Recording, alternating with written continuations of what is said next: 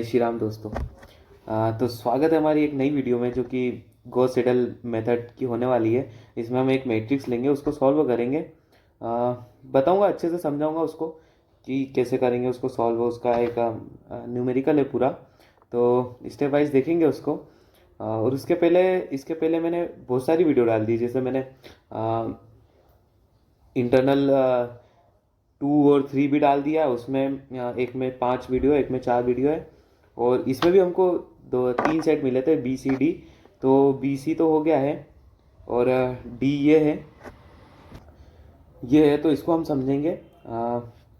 जो कि एक लास्ट वीडियो आने वाली है हमारी कोनम की सीरीज़ की, जिसमें मैं आपको ओवरव्यू बता देता हूँ कि मेरा कोनम का पूरी जर्नी। तो पूरी जर्नी तो क्या, हमको 3 इंटरनल मिले थे हमारे कॉलेज से। जैसे मैं डीएवीवी में पढ़ता हूँ, डीएवीवी इंदौर, जो कि एक अच्छा नामचीन कॉलेज है। वहाँ पर डिपार्टमेंट है हमारा IIPS, international institute of professional studies. तो वहाँ से मैं एमसीए कर रहा हूँ, इंटीग्रेटेड 5 ईयर। तो अभी बीसीए का मेरा फाइनल ईयर चल रहा है, जो कि 5th सेमेस्टर मेरा कंप्लीट होने वाला है। तो ये 5th सेमेस्टर में हमको एक सब्जेक्ट था कोना, कंप्यूटर ओरिएंटेड न्यूमेरिकल मेथड। तो इसमें हमारे सर ने एक आइडिया दिया था कि मतलब आइडिया क्या, एक असाइनमेंट दिया था हमको। हम सारे बच्चों को दिया है कि तुम अच्छी अच्छी वीडियो बनाओ इसको समझाते हुए और डालो। तो जैसे हमारे सर की इच्छा, तो हमने सारी वीडियो बना दी है और इसको अब अपलोड कर दिए। वैसे तो मैंने सब करते ही जा रहा हूँ मैं धीरे धीरे। ये लास्ट टॉपिक है हमारा, इसके बाद पता नहीं फिर कोनम होना हो। बट एक अच्छा सब्जेक्ट है, इंटरेस्टिंग सब्जेक्ट है, और मज़ा आया ये सारी वीडियो बनाकर। इसके बाद हम कुछ एक नया स्पेशल टॉपिक उठाएंगे जिस पर हम बहुत सारी वीडियो बनाएंगे। वैसे मेरा यूट्यूब ज्वाइन करने का चल ही रहा है, तो जुड़िएगा हमारे से। सब्सक्राइब तो कर ही दीजिएगा, जिससे नोटिफिकेशन आ गई जब भी मैं आऊँगा। आई थिंक मेरा ख्याल है कि मैं कुछ कोडिंग वगैरह को लेकर आऊँ आपके सामने।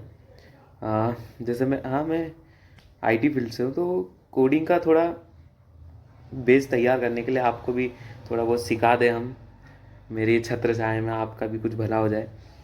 नहीं, घमंड नहीं कर रहा हूँ, बट ऐसे ही बोल रहा हूँ कि करेंगे, वो तो अभी बात की बात है। तो आज हम गॉस सीडल मेथड देखते हैं, तो चले। तो जैसा कि गाइस आपको दिख ही रहा है कि मैंने एक मतलब हमारा थर्ड क्वेश्चन है, Gauss Seidel algorithm for this matrix. जो कि मैट्रिक्स है 10 -7 3 5 6 -6 8 -1 -4 5 3 1 4 1 1 मीन्स 11 2 5 -9 2 4 7। तो इसको मैं स्टेप वाइज बताता हूँ। तो पहले और सॉल्यूशन आपको तो मिल ही जाएगा जो कि मैंने इसमें दिया है। तो अरे, इसके पहले मैं एक चीज़ बताना भूल गया कि गॉस सीडल मेथड ये काम क्या करती है और होती क्या है। तो गॉस सीडल मेथड जो है ये एक न्यूमेरिकल टेक्निक है जो कि अपनी लीनियर इक्वेशन के सॉल्यूशन को फाइंड करने में काम आती है। ये इटरेटिव प्रोसेस होती है जो जिसमें अपन इक्वेशन को रिपीटली सॉल्व किया जाता है। मतलब इसमें हम रिपीट सॉल्व करते हैं, जैसे मैं आगे बताऊंगा आपको। तो स्टार्टिंग विद हम एक इसमें स्टार्ट करते हैं एक इनिशियल गेस से। एक कुछ भी मान लेते हैं, गेस कर लेते हैं कि यहाँ से हमको एक पॉइंट स्टार्ट करना है। तो वहाँ से स्टार्ट करते हैं और तब तक करते हैं जब तक एक डिज़ायर लेवल ऑफ एक्यूरेसी ना अपने को मिल जाए। तो इस मेथड का मतलब इम्पोर्टेंट है और सिंपल भी है। एक लीनियर इक्वेशन को सॉल्व करने के लिए।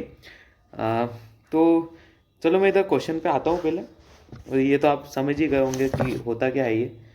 तो इसमें हम पहले तो जो है हमारी मैट्रिक्स है इसको हम इक्वेशन के इसमें फॉर्म में लिख लेंगे, जो कि हो जाएगी 10x1 -7x2 3x3 + 5x4 = 6 -6x1। ऐसे करके हमारी 4 इक्वेशन बन जाएगी।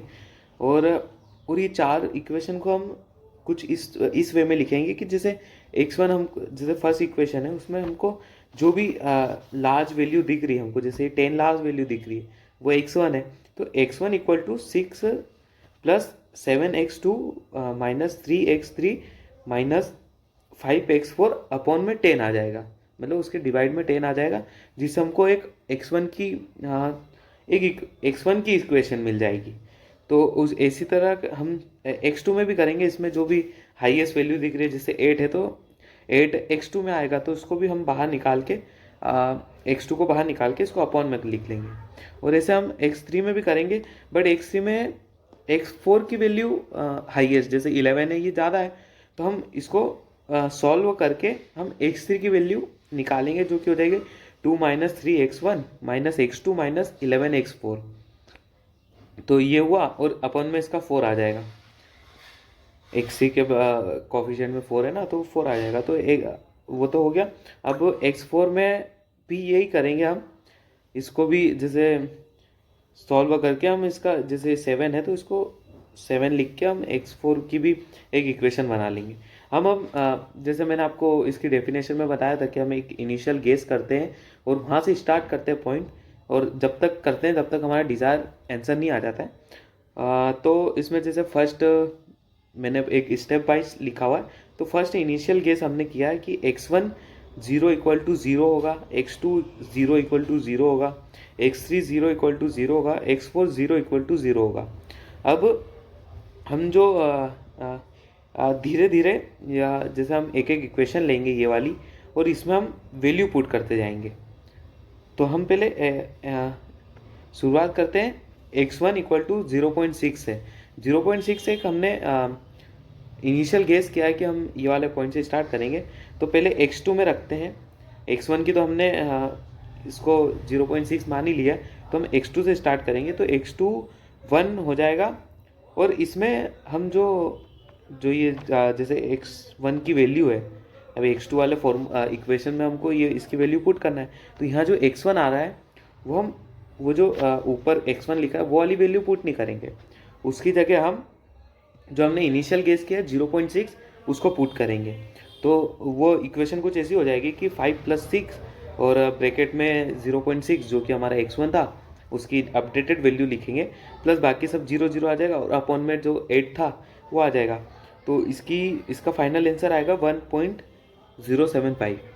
ऐसे ही हम x3 1 के लिए निकालेंगे, जो कि ये इक्वेशन है, इसमें हम पुट करेंगे। तो इसका आगे का सॉल्यूशन नेक्स्ट पेज में है, तो इसको नेक्स्ट पेज में देखते हैं। तो गए जैसे कि हमने नेक्स्ट पेज आ गए हैं, तो यहाँ हमारी x3 की वैल्यू चल रही थी, x3 1 वाली, तो उसको हमने इसमें इक्वेशन में पुट कर दिए। तो इसका जो फाइनल आंसर आने वाला है तो -0.21875, इसको हम सॉल्व करेंगे तो ये आएगा।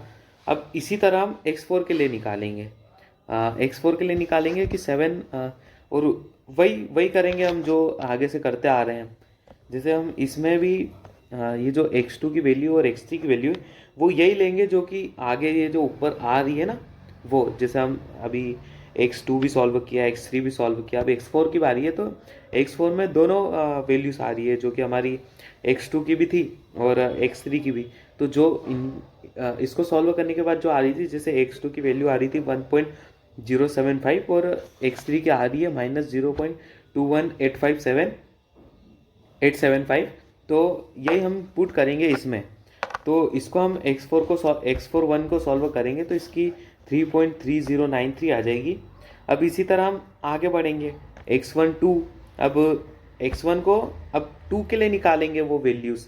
तो हम x1 2 के लिए निकालेंगे, तो पहले x1 की मतलब जो हमारी डिज़ायर वैल्यू है उसको ही रख के हम जो ऊपर जो वैल्यू आई है सारी में उसको रख के ही हम सॉल्व करेंगे। तो x1 2 की वैल्यू आ जाएगी -0.2365, और इसी तरह हम x2 2 के लिए भी निकालेंगे, तो इसकी सॉल्व करने के बाद वैल्यू आ जाएगी 2.0749। इसके आगे हम नेक्स्ट पेज में देखते हैं।